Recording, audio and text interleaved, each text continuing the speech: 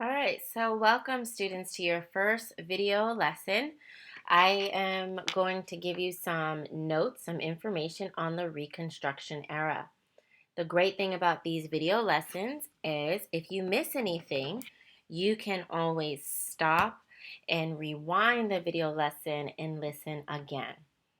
As you know that with this video lesson, there may be some activities, some interactive activities and questions that you may have to answer.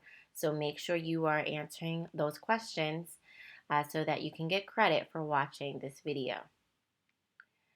Let's start off with our two essential questions for these video lessons. The first one is, did the end of the Civil War and slavery lead to peace based on liberty and justice for all? Why or why not? And were African Americans closer to the American ideals of liberty, justice, and citizenship at the end of the Reconstruction era? So these are two questions that I will want you to come back to and think about and start forming your answers to these questions, okay? Did the end of the Civil War lead to peace? And were African Americans closer to liberty and justice and citizenship after the Reconstruction era? Okay, so these notes will come from chapter 22.2 of your textbook. So if you want to have your textbook opened to that section, you can and follow along. So here we have a very important man, Abraham Lincoln, and he is president at the end of the Civil War. Okay, but shortly after the Civil War, something happens. Okay, Abraham Lincoln is assassinated. Whoops, let's go back to that one. Now, if you can tell me who assassinated Abraham Lincoln, then you will get some points, okay? So if you don't know, it's okay. You can look it up, but you should know. I will tell you that his last name begins with a B.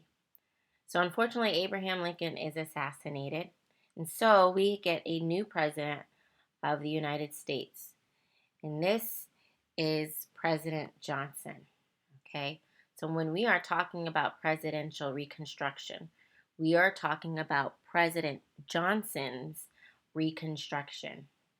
Okay, now what needs reconstructing and how will it be reconstructed? This is a bolded blue word in your textbook, reconstruction. All right. The United States needs reconstructing. We need to put the United States back together. Okay. The Civil War is over. The Confederate States have lost, and they want to rejoin the Union. Okay. So we need to reconstruct or put our nation back together. How will we do that? Well, President Johnson has some goals and a plan.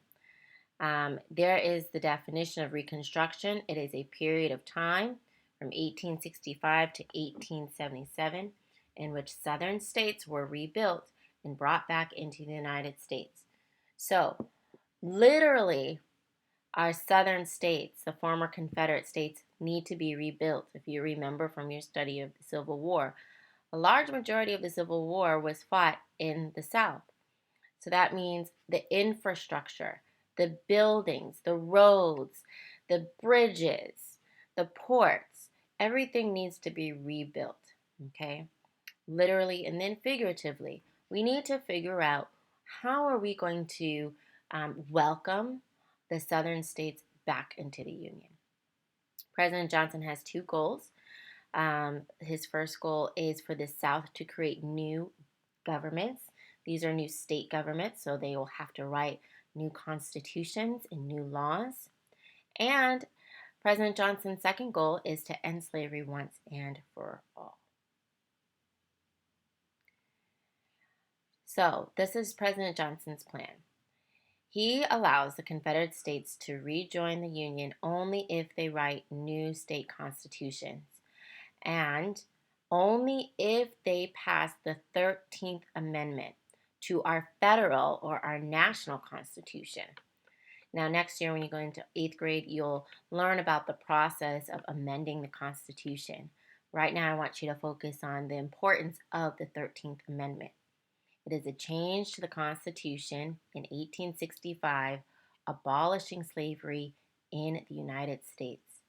And you should all know what the word abolish means. So down here, I've given you the direct words from our national Constitution, U.S. Constitution, 13th Amendment, Section 1 and Section 2. Take a moment and read that over. So if you have to pause, go ahead and pause.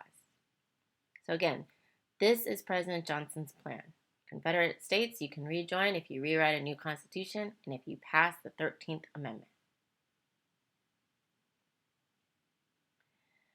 So let's take a moment to think about what happened at a federal level to rebuild the South and to reconstruct the South, not only in terms of infrastructure, but also socially. Okay, remember, we have millions of now freed men and women who are citizens of the United States. So the Freedmen's Bureau was started. It's an agency that was established by Congress at the end of the Civil War to help protect newly freed Black Americans. Frederick Douglass, who was a famous abolitionist, he wrote this about freed men and women at the end of the Civil War. He had neither money, property, nor friends. He was free from the old plantation, but he had nothing but the dusty road under his feet. He was turned loose, naked, hungry, and destitute or penniless to the open sky. So it's important for you to realize that it's one thing to be free and it's wonderful, but now what happens? What happens if you've lived your whole entire life as a slave? You now have freedom and you want to experience that freedom and be treated like any other American. You want to be able to have a job. You want to be able to provide for your family. You want to be able to vote. You want to be able to get an education so that you can improve your life. The Freedmen's Bureau was supposed to help free Black Americans and also poor whites rebuild their lives. Now, here on the side, I have an image for you to look at, and perhaps you've seen something similar to this in my classroom. I want to discuss the difference between equality and equity. Okay, so look at the different words and look at the different pictures. Okay, equality means equal, and that's definitely something that is one of our American ideals and values. Okay, we are all created equal. Equality is about sameness. It promotes fairness and justice by giving everyone the same thing. Okay, so if you look at the picture, all three of the boys have the same box to stand on. But as you can tell, the boxes the box that the boys are standing on still is not helping one of the boys see the baseball game over the fence. So I'll continue reading. Equality. It can only work if everyone starts from the same place. In this example, equality only works if everyone is the same height. Okay? And this gets to the point of the purpose of the Freedmen's Bureau. It would be great. There would definitely be equality if everyone in the United States during Reconstruction started from the same place.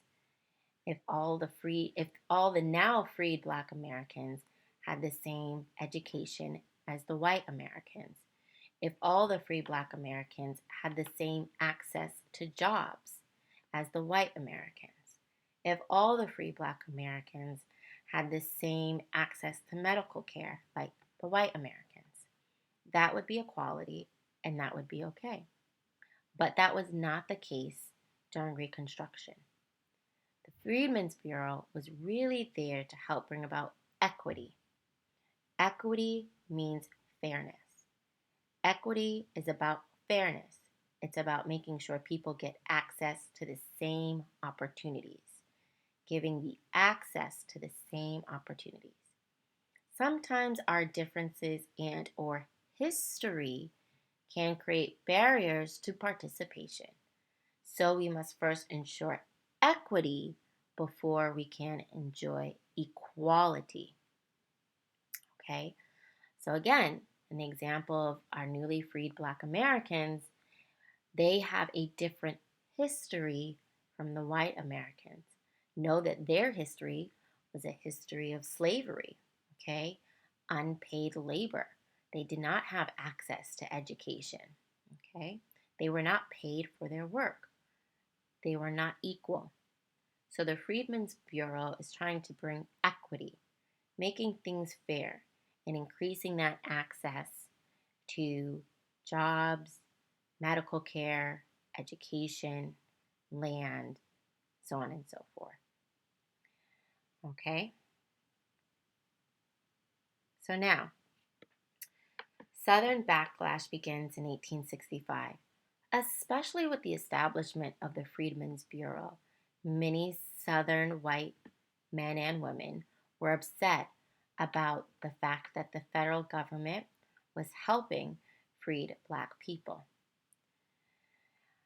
Black codes were laws that were passed in 1865 and 1866 in former Confederate states to limit the rights and freedoms of African Americans. The three major aims of these Black codes was to discriminate against African Americans.